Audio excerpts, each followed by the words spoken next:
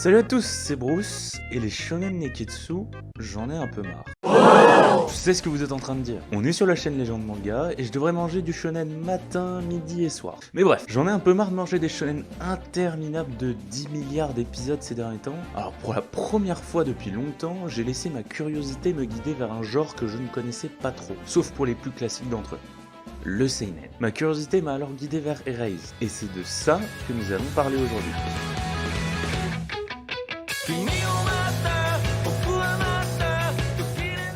Paru sur nos écrans en janvier 2016, Erase nous illustre à travers 12 épisodes la vie morne et terne de Satoru Fujinoma, mangaka raté qui vit de petits boulots afin de maintenir son indépendance. Le mangaka est doué d'un pouvoir étrange. À chaque fois qu'un incident ou une tragédie a lieu près de lui, il est projeté dans le passé, quelques instants avant le drame, pour empêcher l'inévitable avant qu'il ne se produise. Bref, après le meurtre d'un de ses proches, il est projeté 18 ans en arrière, revenant dans son corps d'enfant afin de pouvoir sauver une de ses camarades de classe et démasquer un terrible tueur d'enfants. Le scénario n'est pas transcendant. À ses convenus, les twists sont prévisibles, comme l'identité du tueur qu'on peut trouver au bout de quelques épisodes. Suffit de faire gaffe. Mais est-ce que cela nous intéresse? Pas vraiment. Pensez-y, vous avez beau écrire le plus beau des scénarios, si vos personnages ne tiennent pas la route, l'œuvre sera un terrible échec. Et dans Erased, c'est très loin d'être un échec. Au contraire, impossible de ne pas s'éprendre, de s'émouvoir, d'être heureux ou alors d'empâtir pour la situation de certains protagonistes. Malgré ces courts épisodes, l'anime parvient avec brio à développer ses personnages au fil de l'aventure, notamment pour son personnage principal. Erased aborde aussi des sujets d'actualité, comme les enfants victimes de maltraitance, l'isolement dans le milieu scolaire, des sujets sérieux, ce qui rend l'œuvre encore plus authentique, mélangée à ce côté mystique lié au pouvoir de Satoru et aux pulsions meurtrières du tueur en série. Concernant l'animation et la mise en scène, y a pas à dire, c'est beau malgré le fait que c'est très éloigné du style original du manga. Et j'apprécie davantage l'utilisation de la letterbox dans les passages situés dans le passé. Une petite seconde là. Vous savez peut-être pas ce que c'est la letterbox en fait. Laissez-moi vous expliquer rapidement grâce à mon ami Wikipédia, qui a une explication très brève et efficace.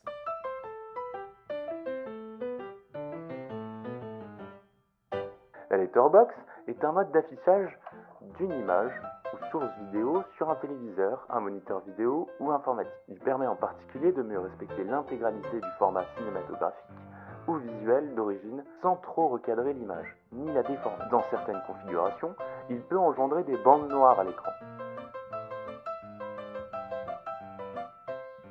Bref, tout ça pour dire que je trouve ça très ingénieux de les avoir rajoutés, donnant une impression plus cinématographique à l'œuvre tout en étant justifié, étroitement lié au fait que les souvenirs de Satoru sont de longues bobines où sont enregistrés ses souvenirs. Mais bon, ce n'est qu'un détail.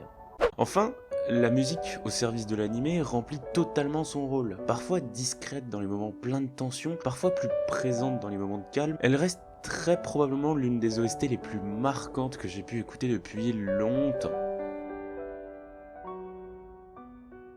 Enfin bref, brillant, beau, poétique, intriguant. Erase est un petit bijou qui sort de l'ordinaire et qui ne laisse pas indifférent. Même si on peut lui reprocher de rusher les derniers épisodes, notamment dans sa conclusion, et que le pouvoir du jeune Satoru ne soit jamais réellement expliqué, laissant au spectateur le choix de l'interprétation qui lui convient, même si l'anime nous propose une des nombreuses interprétations sans être réellement explicite, et que enfin de nombreuses incohérences peuvent être relevées, mais que je ne ferai pas pour ne pas vous spoiler. L'anime ne déçoit tout de même pas, et ne vous laissera jamais sur votre faim. Donc posez-vous dans votre canapé ou dans votre lit, allumez votre téléphone ou votre ordinateur, lancez Netflix, et puis laissez-vous tenter par la série.